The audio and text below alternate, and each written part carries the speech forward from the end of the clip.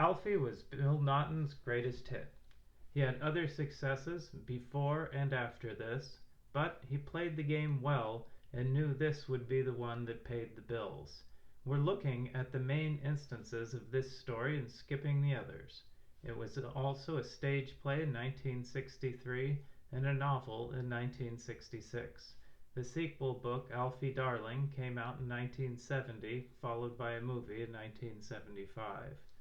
The radio play is a masterpiece in character study. It is narrated by Lanky, the author Avatar. It is the rare view of a Londoner from the north instead of the other way around. The action starts in World War II. Lanky and Alfie are a little old for the military, and their unlikely friendship starts working in a motor pool. Alfie confides loudly in Lanky, telling him about his selfish attitude at work, always having a fiddle, meaning an angle to rip off the enterprise and make sure he gets something for himself. His greatest wisdom for our times is pointing out that trying too hard at work only causes problems.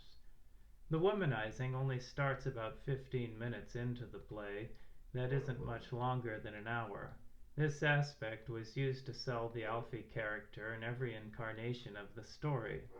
It did a good job of running through the usual situations of one of them deciding they are finished, pregnancy, and so on. The radio play is also a masterpiece in showing the times changing in London.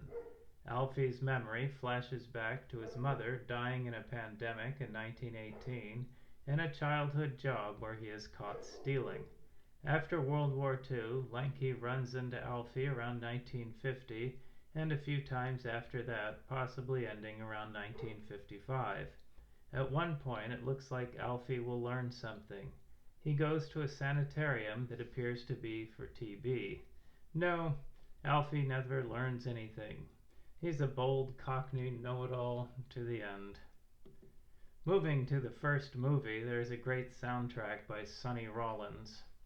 The album was filled with his material. Apparently, Alfie was one of the first movies to get different soundtracks. Depending on which print you get, you might not get the theme song by Burt, Bacharach, and Hal David. The version I saw had their song at the end.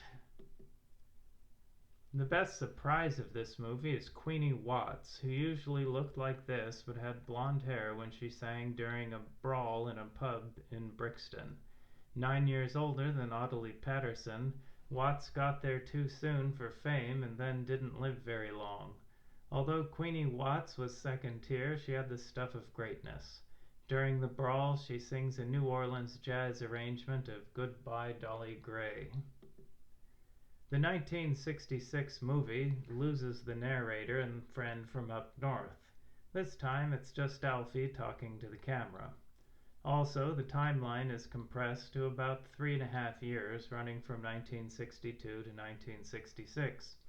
You can track it from the birth of his son, the predictably bad relationship with the mother, and seeing them a few years later with her married to someone else. In the radio play, the son is born before the war. Like the radio play, the movie is a masterpiece of showing time and place.